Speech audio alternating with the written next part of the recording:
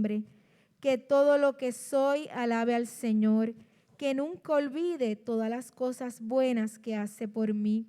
Él perdona todos mis pecados y sana todas mis enfermedades. Me redime de la muerte y me corona de amor y tiernas misericordias. Colma mi vida de cosas buenas. Mi juventud se renueva como la del águila. El Señor da rectitud y hace justicia a los que son tratados injustamente. Dio a conocer su carácter a Moisés y sus obras al pueblo de Israel. El Señor es compasivo y misericordioso, lento para enojarse y está lleno de amor inagotable. No nos reprenderá todo el tiempo, ni seguirá enojado para siempre.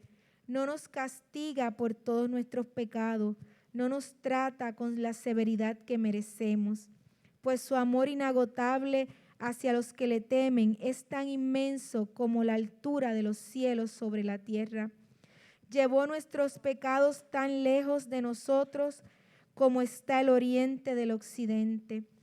El Señor es como un padre con sus hijos, tierno y compasivo con los que le temen, pues Él sabe lo débiles que somos. Se acuerda de que somos tan solo polvo. Nuestros días sobre la tierra son como la hierba, igual que las flores silvestres. Florecemos y morimos. El viento sopla y desaparecemos, como si nunca hubiéramos estado aquí. Pero el amor del Señor permanece para siempre con los que le temen. Su salvación se extiende a los hijos, de los que son fieles a su pacto, de los que obedecen sus mandamientos. El Señor ha hecho de los cielos su trono, desde allí gobierna todo. Alaben al Señor ustedes los ángeles, ustedes los poderosos que llevan a cabo sus planes, que están atentos a cada uno de sus mandatos. Sí, alaben al Señor, ejércitos de ángeles que le sirven y hacen su voluntad. Alabe al Señor todo lo que Él ha creado, todo lo que hay en su reino, que todo lo que soy, alabe al Señor. Y Job 42:6 dice: me retracto de todo lo que dije y me siento en polvo y ceniza en señal de arrepentimiento. Y le pido que estemos en pie para leer el Evangelio de Mateo 11:21. ¿Qué aflicción les espera, Corazín y Betsaida? Pues si en las perversas ciudades de Tiro y de Sidón se hubieran hecho los milagros que hice entre ustedes, hace tiempo sus habitantes se habrían arrepentido de sus pecados, vistiéndose con ropa de tela áspera y echándose ceniza sobre la cabeza en señal de remordimiento. El Señor añada bendición a su santa palabra. Pueden sentarse y ahora nos preparamos para escuchar la palabra en esta noche.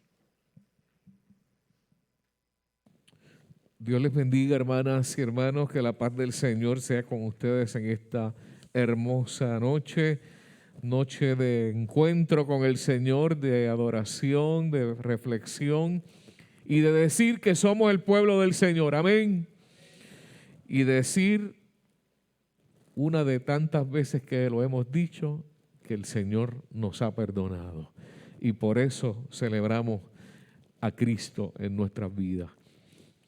Una de las lecturas que se ha tenido en la noche de hoy es el Salmo 51, un salmo muy conocido, un salmo donde la tradición ubica a David pasado un tiempo después de haber hecho lo que se pensaba que nunca iba a hacer, pero lo hizo, y un hombre arrepentido.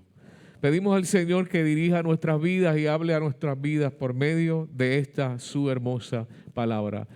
Padre, en el nombre de Jesús, acudimos a ti, Señor, implorando, Dios, que tu Espíritu Santo mire nuestras vidas, mire nuestras necesidades y conforme a nuestras necesidades, Señor, hable a nuestro corazón.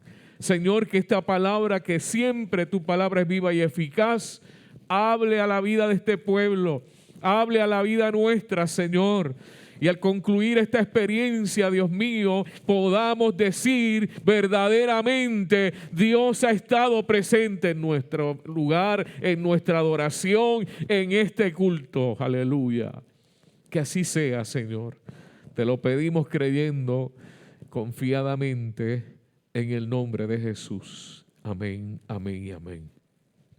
Como dije, este Salmo 51 es un salmo muy interesante. Presenta a David. Y David, podemos decir algunas cositas que usted conoce también de este personaje bíblico.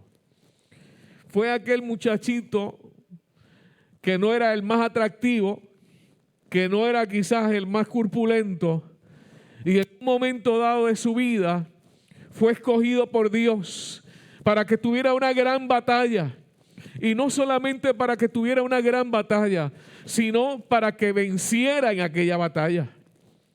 ¿Recuerdan cuando él dijo a aquel llamado gigante: tú vienes contra mí con espada y jabalina, pero yo voy a ti en el nombre de Jehová? Aquel joven sin muchos recursos físicos, sin muchas herramientas para dar esa batalla, fue ante aquel gigante, ante aquel enemigo, en el nombre de Dios. Y nos hace recordar que todas las batallas de la vida, no importa cuán grandes parezcan ser, las tenemos que dar, no en nuestro nombre, no por nuestra fuerza, no por nuestro conocimiento, sino darlas y hacerlas en el nombre del Dios al que le servimos. Y este David, que era un sencillo pastor, se convirtió en rey. Porque Dios siempre bendice y Dios nos abre puertas en la vida. Y cuando Dios nos abre puertas en la vida, debemos darle gloria a Él. Debemos bendecir su nombre con todas nuestras fuerzas. Pero David, en el momento en que tuvo poder en sus manos, se olvidó de lo más importante. Se olvidó de Dios. Y es que dicen por ahí que a veces el poder que nos lo puede dar Dios nos opaca la vista, nos nubla el entendimiento. Hay momentos en que el poder nos embriaga y se nos olvida que a donde hemos llegado no es por nuestros méritos, sino por la gracia, por la misericordia del Señor. Y sería importante que usted y yo en esta noche, cuando demos una mirada a nuestra vida y miremos lo que hemos alcanzado, lo que hemos logrado en la vida, no se nos debe olvidar que lo que usted alcance, que lo que yo alcance, es por la gracia del Señor. Podemos pensar que somos inteligentes, pero ¿quién nos da la inteligencia? Digo, eso lo pienso yo. La inteligencia nos la da el Señor. Las habilidades que podamos tener, nos las regala el Señor. Los conocimientos que podamos adquirir es porque Dios ha sido tan bueno que nos ha abierto puertas en el camino de la vida y hemos llegado a conocer lo que era necesario conocer para emprender el camino de la vida. Pero David, en ese momento particular, se dejó atraer no por la bondad del Señor, sino por lo que llenaba sus ojos. Y en aquel momento particular, no solamente le captó la atención a aquella mujer, sino que hizo todo lo posible para que ella estuviera con él. Y no solamente que ella estuviera con él, sino que su marido muriera para justificar el que estuviera con él. Y la historia todos la conocemos, ¿verdad? No solamente dijo, pongan a su esposo como parte del ejército. La instrucción fue, pónganlo al frente. para que sea de los primeros que muera. Óigame, el mismo David, que jovencito fue el que dio la batalla con Goliat. El mismo David que estuvo bendecido, cuidado, guardado por el Señor. El mismo David que recibe por la bondad y misericordia de Dios el trono de Israel. Es el que ahora desvía su mirada, se desconecta de su relación con Dios y comete esta acción de pecado delante de Dios y delante de toda aquella nación. Pero ¿sabe usted algo? Que de alguna manera todos aquí, igual que David, hemos pecado. Aunque no sea el mismo pecado de David, hemos fallado, le hemos faltado a Dios. Pero la clave está en reconocerlo, es entender, es aceptar que hemos hecho lo malo, como dice el texto, que hemos pecado delante del Señor y que corremos a sus pies con corazones contritos y humillados para que Él nos cubra con su gracia y con su misericordia. El Salmo 51 nos presenta a un David arrepentido. Ten piedad de mí, oh Dios, conforme a tu misericordia, conforme, me fascina como él lo dice, conforme a la multitud de tus piedades, borra mis rebeliones. No está viendo a un Dios castigador, no está viendo a un Dios que no brinda oportunidades, está viendo a un Dios que a pesar de las realidades humanas, es un Dios que no se cansa de amar, de perdonar, de restaurar y de levantarnos, aleluya. Por eso estamos aquí nosotros hoy. No porque cuando nos evaluaron dijeron, este es perfecto o perfecta. Estamos aquí porque Dios ha tenido misericordia, porque Dios ha sido bueno, porque Dios ha sido perdonador, porque Dios nos ha mirado, no como mira el resto de la humanidad. Dios nos ha mirado con compasión y con misericordia. Por lo tanto, cuando damos una mirada a este personaje de David, nos hace recordar que usted y yo, todos los días cuando nos levantamos y a medida transcurre el día, debemos reconocer que la gracia, solo la gracia del Señor nos puede tener en pie. Solo la misericordia del Señor nos ha restaurado. Solo la multitud de bondades, de piedades, le tiene a usted en pie y me tiene a mí en pie. Pero David le dice a Dios en ese salmo que se le adjudica su autoría: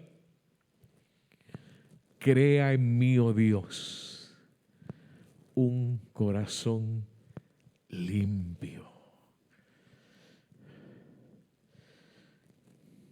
Y estamos hablando de un hombre que amaba a Dios, pero reconociendo su pecado, su culpa, ahora en su arrepentimiento le dice Dios: crea en mí un corazón limpio y un espíritu recto pon dentro de mí.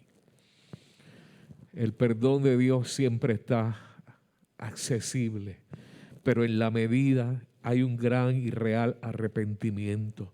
El Dios que yo predico, el Dios que usted está adorando, el Dios que estamos alabando en la noche de hoy, el Dios al que usted y yo le servimos, es un Dios perdonador, pero espera de usted y de mí que nuestro arrepentimiento sea verdadero, sea genuino, y cuando vengamos a Él lo hagamos con un corazón abierto, sincero, transparente, diciendo: Señor, crea en mí un nuevo corazón.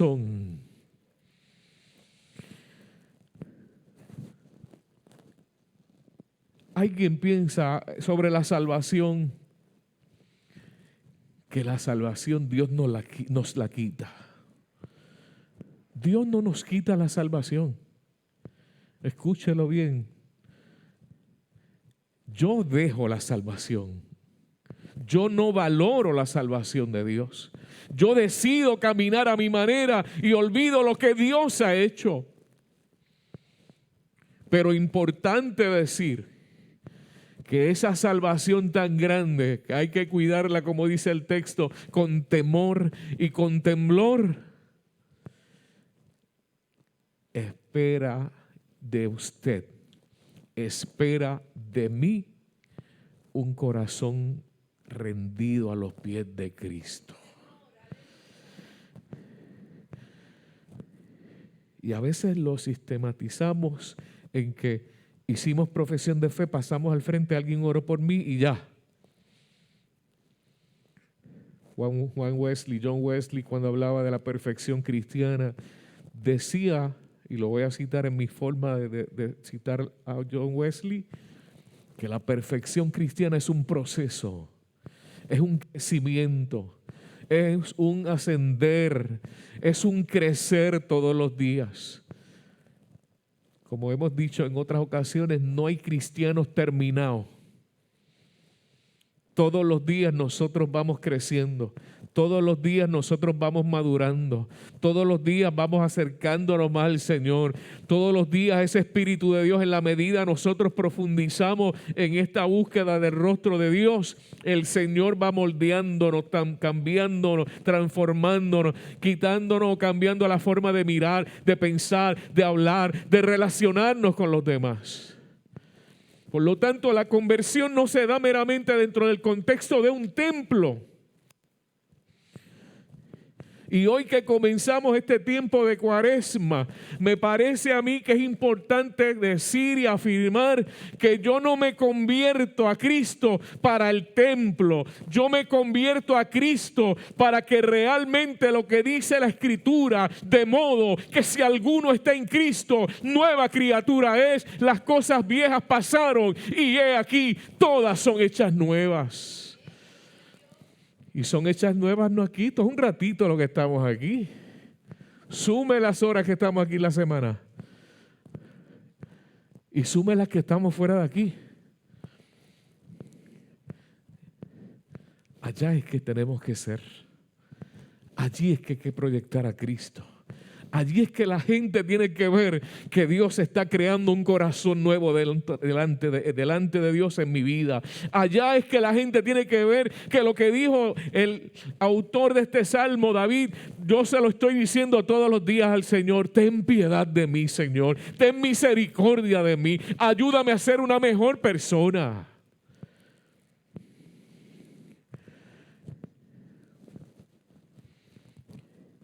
Porque cuando yo puedo ser transformado, yo creo en la transformación de los demás.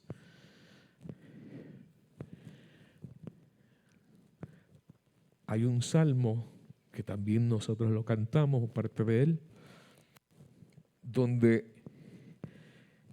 el autor entra en un diálogo consigo mismo y dice a su interior, a su alma, a su ser: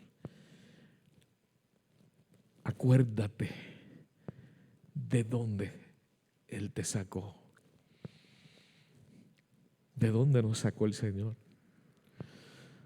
Y a veces cuando decimos esa frase estaríamos pensando: me sacó de un punto de droga, me sacó de tal sitio, lo más malo que uno pueda pensar. Pero no, nos sacó de un camino que llevaba a una ruta incorrecta. Nos sacó de unas vivencias que no hacían bien a mi vida, ni a mi familia, ni a la gente que yo amo. Nos sacó de un camino que no hablaba de la luz de Cristo, sino de las tinieblas. De ese lugar, de esa ruta, de esa realidad, nos sacó el Espíritu de Dios. Y uno no se debe olvidar nunca de dónde el Señor sacó a uno. Siempre vendrán los días difíciles. A todo el mundo nos llegan los días difíciles. Pero en esos días difíciles tenemos que afirmar que mejor estar un día en la casa del Señor que 1000 fuera de ella. Llegar aquí a adorar al Señor es un momento maravilloso. Llegar aquí y levantar nuestras manos aunque nos duela todo y decir qué bueno tú eres, qué maravilloso tú eres. Eso es reflejo de que a mí me fascina adorar, servir al Señor, y me recuerdo que Dios me sacó de otra ruta en la vida y yo le debo todo lo que soy a ese Dios misericordioso, a ese Dios que tiene piedad, a ese Dios que tiene misericordia y que todavía en el día de hoy sigue restaurando, sigue levantando a pecadores y a pecadoras que se chocan con el mensaje de la cruz y vienen a los pies de Cristo. Hoy iniciamos el tiempo de Cuaresma y Job, que al principio del libro de Job hablaba de un hombre casi perfecto, un hombre que tenía en su vida a Dios, un hombre que tenía en su caminar a Dios, un hombre que lo primero para él era Dios. Pero ese hombre comenzó a vivir momentos muy duros y muy difíciles. Por lo tanto, yo no vengo a Cristo para que me exima de problemas en la vida. Ojalá. Yo vengo a Cristo porque le necesito en mi vida. Para cuando haya que sonreír, saber que Él está. Para cuando haya que llorar, saber que Él está. Y aquel hombre íntegro, aquel hombre que se guardaba de no herir la fe y su relación con Dios, comenzó a perder cosas. ¿Quién aquí no ha perdido cosas? ¿Quién aquí no ha perdido cosas que son valiosas en el corazón? Y digo cosas y digo gente también. Y la pregunta es, ¿nos ha abandonado Dios? ¿Nos ha dejado Dios? No, Dios ha estado ahí. Pero la humanidad nuestra se hace ver. Y cuando Job comienza a perder las propiedades, los hijos, se sintió como un miserable. Se sintió que no valía la pena vivir. Se sintió que no valía la pena seguir hacia adelante. Recibió mensajes de una y de otras personas cuestionando su fe. Y en el 2023 todavía hay gente que cuestiona la fe de otros. Mire, si hay algo que un creyente no debe y no puede hacer, es cuestionar la fe de alguien. Porque el que sabe lo que cree, lo que vive y lo que siente es la persona. Por lo tanto, no tenemos autoridad ni capacidad para cuestionarle la fe a alguien, la experiencia a alguien. Lo que hay es que celebrar que la gente ama a Dios, que la gente le sirve a Dios y que la gente de distintas maneras se rinde a los pies de Jesucristo. Óigame,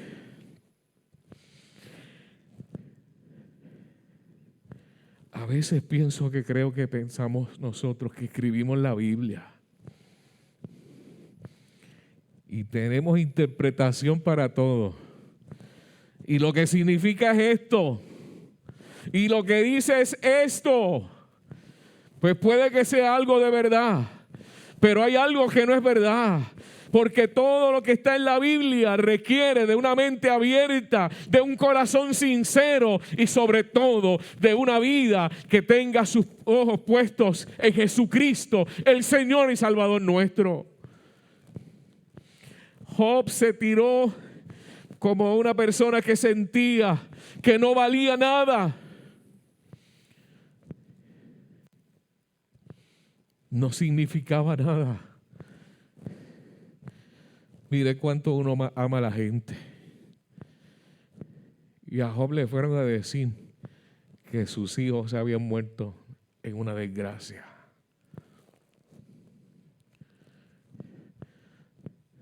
Tenía fe, tenía a Dios, confiaba en el Señor, pero sintió el quebranto en su alma. Y lo que simbolizaba en aquel tiempo tirarse sobre la ceniza, sobre el polvo, podría representar muchas cosas, pero Job sintió que su vida había perdido el sentido y el significado.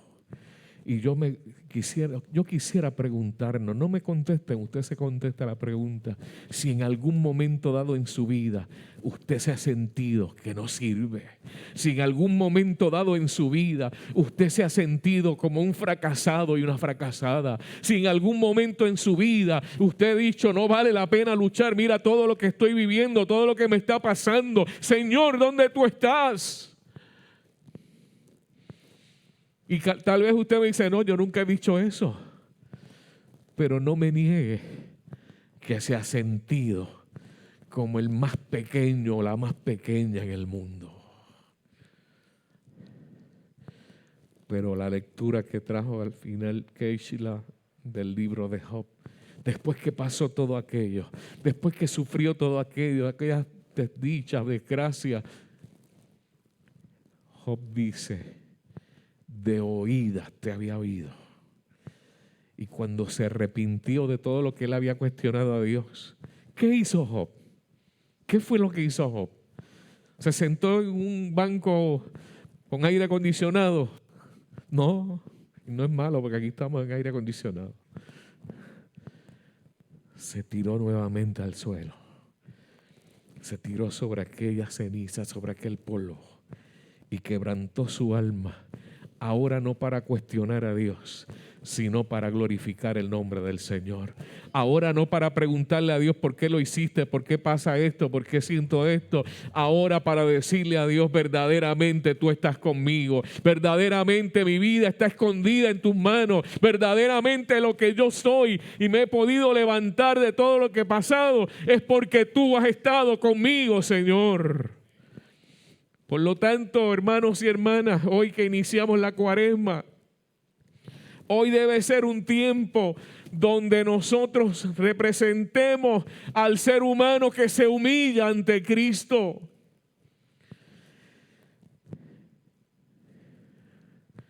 Si alguna característica debe tener un creyente es la humildad, ¿o yo? Nadie es grande en el pueblo del Señor. Nadie. Grande es Cristo. Grande es el Señor.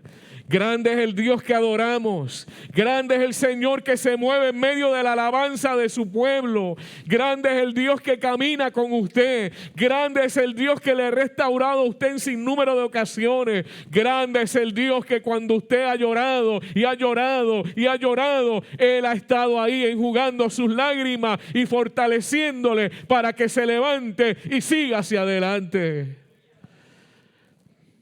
Cuando venimos a Dios, y esto nos debe recordar este tiempo de Cuaresma, que debemos tener corazones sinceros. Debe haber sinceridad en tu vida. Debe haber sinceridad en mi vida. Dios lo conoce todo. ¿Verdad que sí? ¿Usted cree que Dios lo conoce todo? O a veces. O un día sí, un día no. Dios lo conoce todo. Cuando yo le digo lo que de verdad siento, Él lo sabe. Y cuando yo trato de decirle, todo está bien, no hay por qué preocuparse, Él sabe que esa veces no es verdad. Y pide de usted y de mí que tengamos un corazón sincero. Y este tiempo de Cuaresma también nos debe invitar a que todos los días en nuestra vida hagamos una autoevaluación de esas cosas que uno nunca olvida. Recordamos aquí a un hermano Pedro Cordero, Santiago, que él decía que todas las noches, antes de acostarse, él hacía una autoevaluación. Él usaba otra palabra que no recuerdo ahora mismo, que él hacía como un examen. ¿Cómo pasé ese día? ¿Qué pasó? Señor, déjame ver si dije lo que debí decir o dije lo que no debí decir. Si hice lo que debía hacer o hice lo que no debía hacer. Y yo creo que todos los días nosotros necesitamos mirar nuestro interior, mirar nuestro ser. No mirar lo que hacen los demás. como que se nos hace tan fácil a veces mirar cómo viste aquel, cómo hace aquel, cómo hizo el otro, la otra, etcétera. No, vamos a mirarnos nosotros mismos. Vamos a mirar nuestra vida delante del Señor. Vamos a mirar lo que debemos ser delante del Dios que tanto nos ama.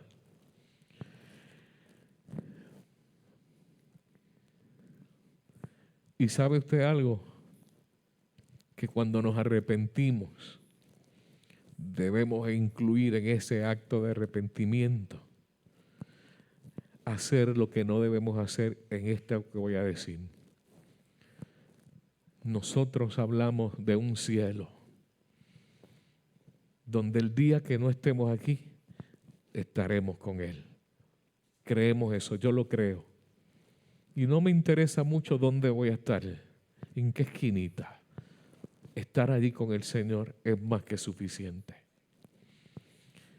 Pero me da la impresión que a veces tenemos la idea del cielo para los metodistas. El cielo metodista. Y yo no sé dónde lo dice eso en la Biblia. O si no, el cielo pentecostal. No sé dónde lo dice. O el cielo bautista. O el cielo de la iglesia que usted pueda ir o pensar o amar. Eso no es cierto. Hoy yo le pido al Señor perdón si tengo que arrepentirme. Si es que algún día yo he pensado de esa manera. Porque allí no va a haber ni pentecostales, ni metodistas, ni católicos, ni discípulos de Cristo.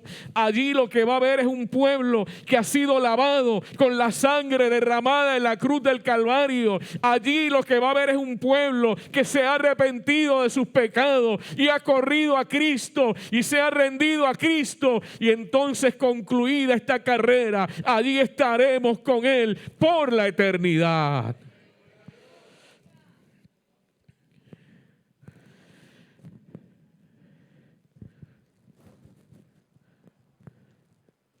Tenemos que reconocer que somos polvo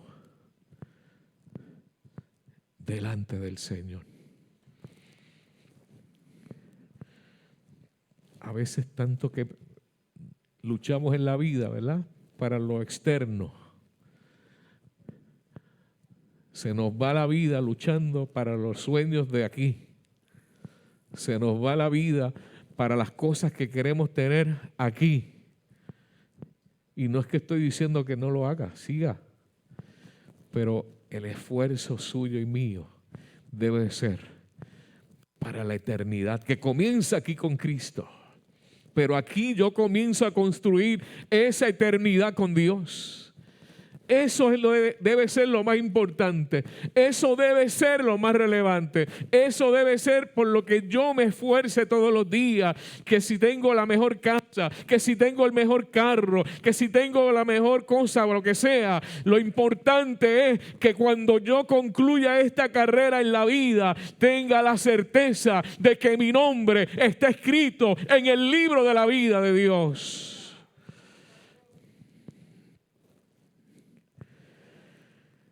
Este tiempo de Cuaresma nos debe acercar de corazón al Señor.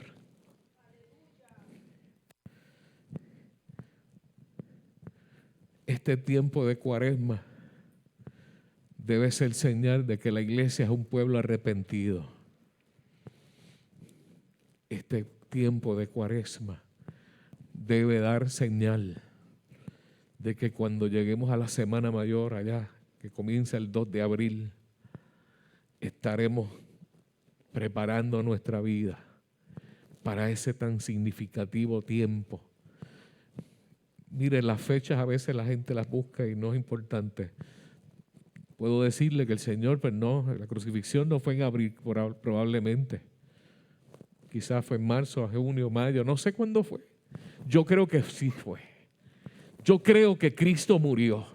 Yo creo que Cristo se entregó en el madero del Calvario para llevar mi culpa, mi pecado, mi maldad y devolverme la esperanza. Eso yo lo creo. Cuando haya sido, eso es irrelevante. Lo que yo creo es que un día yo vivía, aunque criado en la iglesia, sin esperanza, sin gozo, sin alegría. Y cuando tuve un encuentro con Cristo, ese día yo entendí que Cristo había sido crucificado, pero que ese Cristo había resucitado.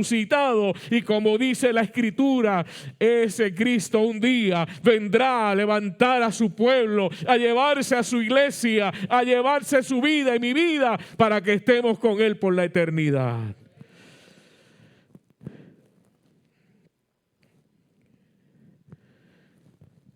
Hoy nos recordamos que somos polvo, que somos ceniza. Hoy día esto hasta lo aceleran más. Te moriste y te llevan a un horno para acelerar el proceso. Pero si no te llevan ahí, tranquilo que la vas a lograr también. Porque esto es simplemente el estuche donde está usted, donde estoy yo. Pero en ese estuche donde está usted, donde estoy yo, hay algo más grande todavía.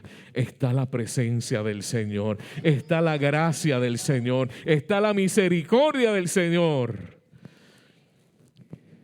Por lo tanto, la vida a veces nos ha traído, como a Job, momentos difíciles.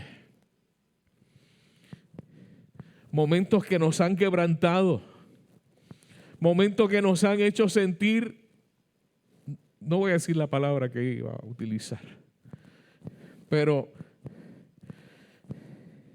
hay momentos que nada le agrada a usted, que nada me agrada a mí y que me parece que nada es importante. Y me siento como se sintió Job en aquel momento. Óigame, a veces nos sentimos así y no hay maquillaje, no hay ropa bonita que queramos tener, no hay maquillaje que queramos tener.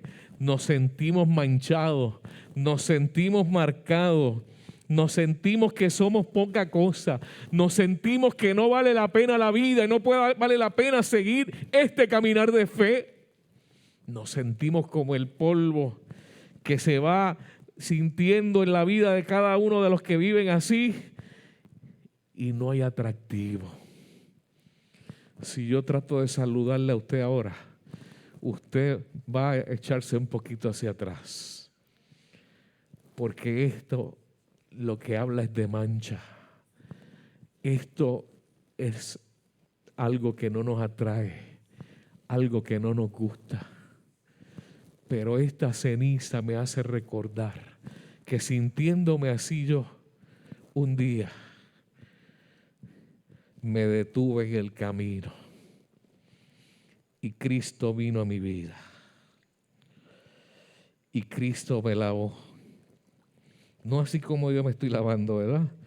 Pero me lavó con su sangre.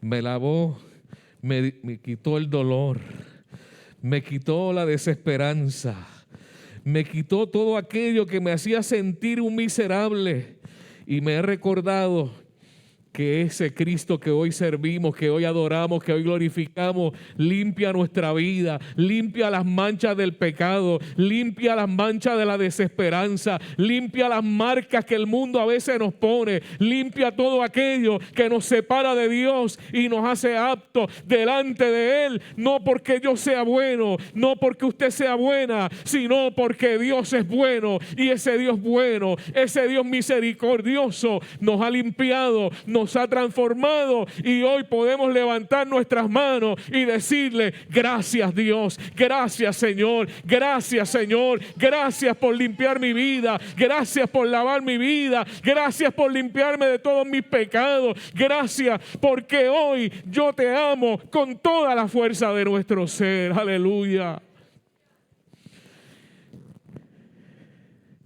Yo creo que como pueblo cristiano tenemos que seguir madurando. Hay que seguir madurando, hay que seguir creciendo. A veces hay que salirnos de este cuadro que hemos creado, que hemos hecho y que pensamos que ahí solamente se mueve el Espíritu de Dios, que ahí solamente se mueve la gracia de Dios. Hay que abrir la visión, hay que mirar más allá de lo que yo puedo ver y dejar que el Espíritu de Dios de formas diversas y maneras toque nuestra vida, ministre a nuestra vida, nos levante y podamos caminar firmemente dando testimonio de que somos un pueblo arrepentido, tocados por la gracia del Señor. En esta noche, iglesia, Dios nos llama a que nuevamente nos humillemos delante de Él. Hoy Dios nos llama nuevamente a que nos rindamos delante de Él. Hoy Dios nos llama a que digamos, Señor, perdóname. Hoy Dios nos llama nuevamente a que corramos frente a Él con corazones arrepentidos y humillados y le digamos, Señor, como dijo David, ten piedad de mí, ten misericordia de mí, ten compasión de mí. Y reconociendo que ese Dios ha tenido piedad, compasión y misericordia, tengamos nosotros compasión, piedad y misericordia del que encontremos, de la que encontremos en el camino. Solo así y únicamente así declararemos con nuestra vida que Jesucristo es el Señor. Te bendecimos, Dios. Te exaltamos, Padre. Te damos gracias por este encuentro contigo. Te damos gracias, Señor, porque hoy, al iniciar la Cuaresma, nos rendimos a tus pies tal y como somos, Señor. ¿Quién soy yo? ¿Quiénes somos? Solo tú eres Dios. Ayúdanos a vivir agradándote. Ayúdanos a vivir amándote. Ayúdanos a vivir sirviéndote. Y que no sea el encuentro o el arrepentimiento, no sea una simple fecha que recordamos, sino que todos los días nos rindamos a ti con corazones contritos y humillados y emprendamos todos los días un nuevo caminar contigo, Señor. Te lo rogamos, Señor, en el nombre de Jesús, nuestro Señor y Salvador. Amén, amén y amén. En esta noche